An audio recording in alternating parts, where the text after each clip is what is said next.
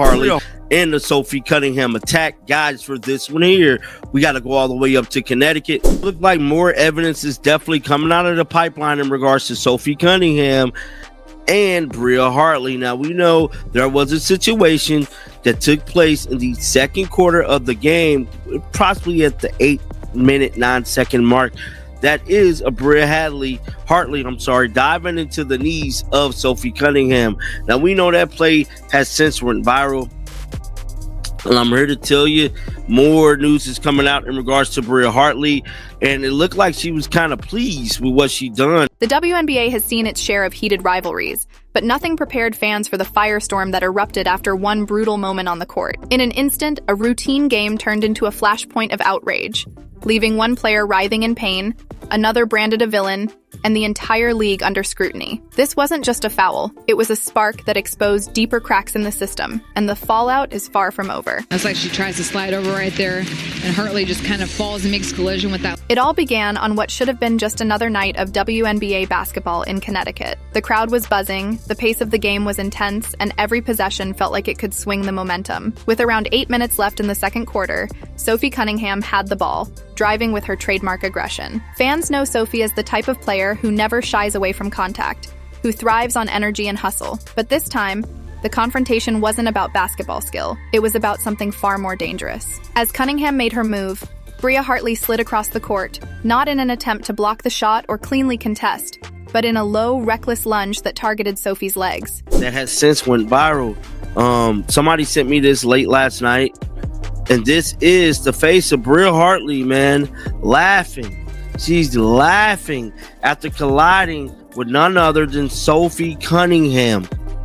Evil, vicious, malicious, just my goodness, bro. In one chilling moment, contact was made, and Cunningham collapsed. She didn't stumble.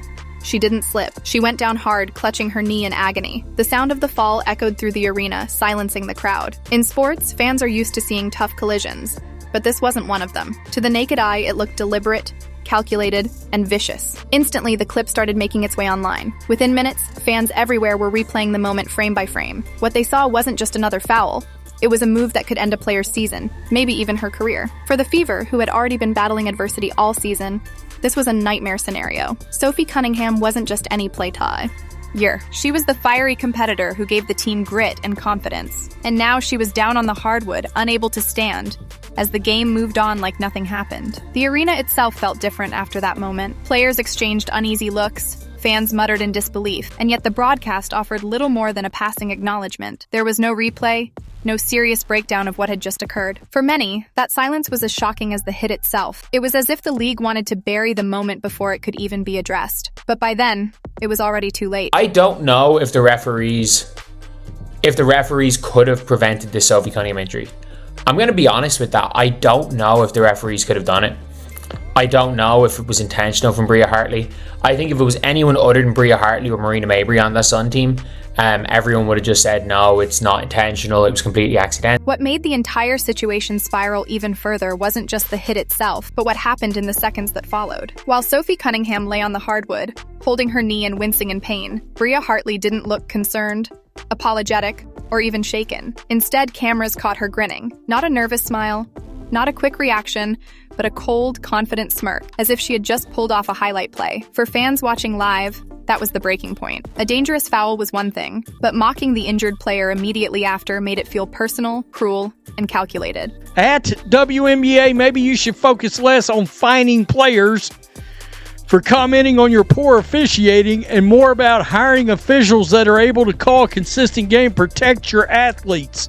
Pathetic. Praying for you, Sophie Cunningham. Yeah, officially, my two favorite players in this league that I really particularly love to pull for, they're both out now. And it did not look good. Social media erupted within moments. Fans flooded Twitter and Instagram with slow-motion replays, screenshots, and outrage-filled captions.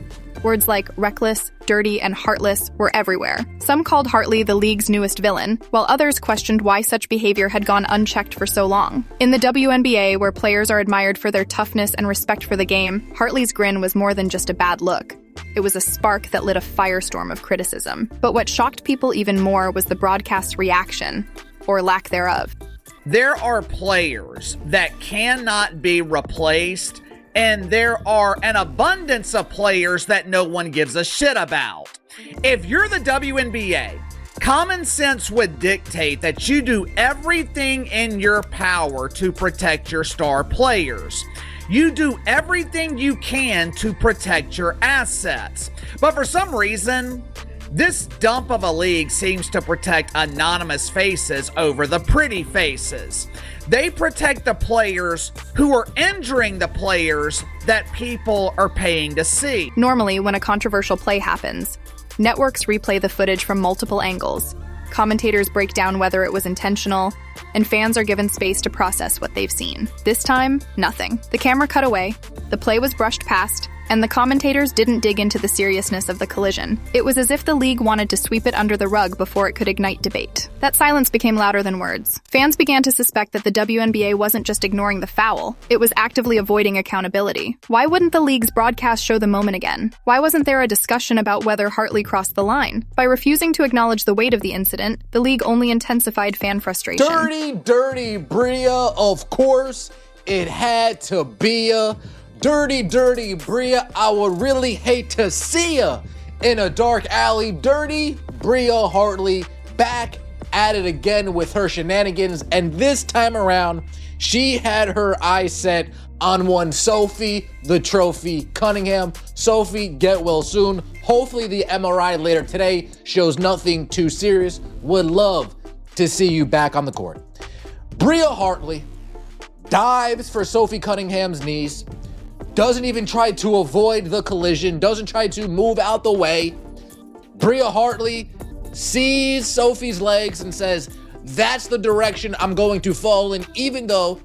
Instead of easing concerns, the quiet treatment suggested that dangerous behavior might be tolerated, and so the stakes grew higher. This was no longer about one foul in one game. It became about trust. If the WNBA couldn't step in to protect its players, or at the very least, acknowledge a potentially career-threatening hit, what message did that send to fans, players, and future athletes? The incident was no longer just a moment of recklessness. It was quickly becoming a symbol of everything critics feel is. Read about how the league handles accountability, and that pressure was only beginning to mount. Just when it seemed the outrage couldn't get any louder, a single photo turned the entire debate into something undeniable. Snapped by a fan in the arena, the image froze the moment right after the hit. Sophie Cunningham curled on the floor, face twisted in pain, while Bria Hartley stood nearby, still grinning. That one shot spread faster than any replay ever could. Unlike video, which people could argue about, intentional versus accidental, aggressive versus clumsy, the photo captured raw emotion. It told a story that didn't need commentary. It was Sophie's suffering against Hartley's smirk, side by side, and the contrast spoke louder than words. Listen, Sophie Cunningham was targeted, y'all. I'm telling you right now, Sophie Cunningham was targeted by Bria Hartley, and it just is what it is. It is what it is. I don't want to sit here and play games and act like, you know, she wasn't. She was targeted by Bria Hartley, and that's just the fact of the matter. And people can act like it's not all they want. I told you guys this girl was a dirty player, and that's all she did today was show how dirty she is. The WNBA couldn't dismiss it as a fleeting moment or a split-second misinterpretation. This was something everyone could see with their own eyes, and it was brutal. From there, the conversation took another unexpected turn. Fans began digging into Hartley's past, and what they uncovered shocked many. This wasn't the first time she'd been accused of reckless play. Old clips resurfaced, showing moments where she'd thrown questionable elbows, slid late into screens, or committed fouls that seemed more about sending a message than stopping a play. Individually, those incidents had been forgotten or brushed aside, but placed together, a pattern began to emerge. Rumors spread quickly that Hartley had long carried a reputation among players as someone who crossed the line. Teammates from the past hinted in interviews that she was physical to a fault, while opponents whispered that she was the type of player you always had to watch out for. None of these comments had ever blown up before, but in the wake of Sophie Cunningham's injury, they suddenly had new weight. The more fans uncovered, the worse it looked. Instead of being seen as a one-off mistake, the hit on Sophie was framed as the latest chapter in a disturbing trend. People began asking, why hadn't the league acted sooner? Why had Hartley been allowed to develop this reputation unchecked? If the leadership had been paying attention, could this injury have been prevented? The viral photo and the resurfaced history created a new layer to the story. It wasn't just Sophie Cunningham versus Bria Hartley anymore. It was Sophie versus a system that seemed to allow this kind of behavior to go on without consequences. And that twist, that this might not be an isolated event, but part of something bigger, set the stage for even harsher criticism of the WNBA. As the storm of criticism built, Sophie Cunningham's family stepped into the spotlight, and their voices pushed the conflict to a whole new level. Her sister took to social media with a fiery post, calling Bria Hartley a disgrace and demanding accountability from the league. Soon after, Sophie's mother added her own words, calling Hartley a danger on the court. It wasn't just about the play anymore. It was about family, pride, and the heartbreak of watching a loved one suffer because of someone else's reckless decision. I think when it comes to Bria Hartley, I don't know if the intent is there, but she's completely reckless. Like, there are some players you can tell the intent is there when they have to go out of their way to I think when it comes to Alyssa Thomas, you can tell when she hits someone hard that the intent is there. You can tell that she wants to hurt or maybe not hurt somebody, but she wants to rough them up. With Bria Hartley, I don't know. She might just be completely out of control. So that's something completely reckless is fine. And then Sophie Cunningham's sister. Maybe you should focus less on fining players for commenting on your poor officiating and more about hiring officials that are able to call a consistent game and protect your athletes. Pathetic. Praying for you, so Fowler. But this is where the challenge truly began. Fans were demanding answers, the family was openly furious, and the victim herself had effectively co-signed their outrage. Yet the league's leadership remained quiet, offering no statement, no disciplinary action, and no clear sign that anything would change. That silence poured gasoline on the fire. Every day without an update made it feel like the league was protecting Hartley, or hoping the story would fade away. For Sophie, the personal challenge was even greater.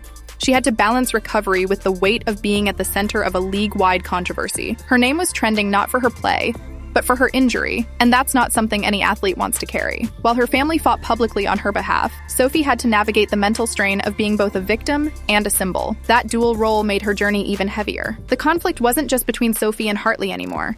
It had become Sophie and her family versus the WNBA itself, and as fans rallied behind them, the question grew louder. If the league still refused to act, what did that say about how it valued its players? By this point, the spotlight wasn't just on Bria Hartley. It was on the WNBA itself. Fans weren't only angry about the foul, they were furious about what it represented. For years, people have criticized the league's disciplinary system, pointing out how consequences often feel like little more than slaps on the wrist. A flagrant foul might mean a small fine or a one-game suspension, but rarely anything that sends a message. And when the incident involves a hit that could end a player's season, those minimal punishments feel insulting. Sophie Cunningham's injury wasn't just physical. It became a metaphor for how vulnerable female athletes are when their league doesn't step up. Sports analysts joined the conversation too, many suggesting that the league's light-touch approach to discipline might embolden reckless behavior. If Hartley doesn't face serious consequences, one commentator noted, what's to stop another player from making the same kind of move in the future? It was a fair point, and one that fans echoed repeatedly online. Every day without action felt like confirmation that the system was broken. But as with any controversy, the backlash had another side too. A handful of voices argued that Hartley's move was just part of the game, and that Sophie's supporters were overreacting. That split turned social media into a battleground,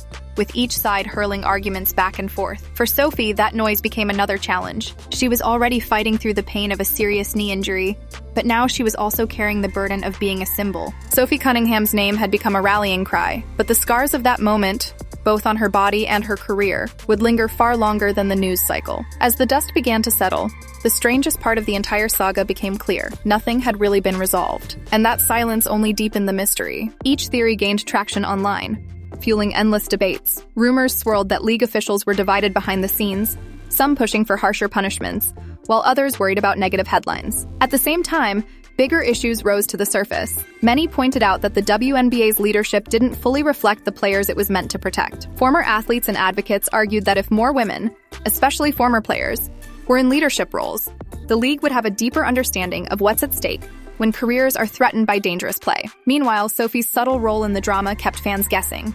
She hadn't given a long interview or detailed statement, but her quiet retweet of her sister's words was still fresh in everyone's mind. As for Hartley, she became one of the league's most polarizing figures. Some defended her, insisting the foul was unintentional, while many others branded her as reckless and unrepentant. Every game she played afterward carried extra attention, with fans watching closely for any sign of another dirty play. In a sense, she was living under the microscope, her every move scrutinized like never before. At the end of the day, this story isn't just about Sophie Cunningham or Bria Hartley, it's about the WNBA's identity. The league is at a crossroads, forced to decide whether player safety truly matters or whether controversy will be brushed aside. Fans have spoken, demanding accountability, and Sophie's quiet resilience has become a rallying cry. Now the question remains, will the WNBA step up to protect its athletes or risk losing the trust it has worked so hard to earn?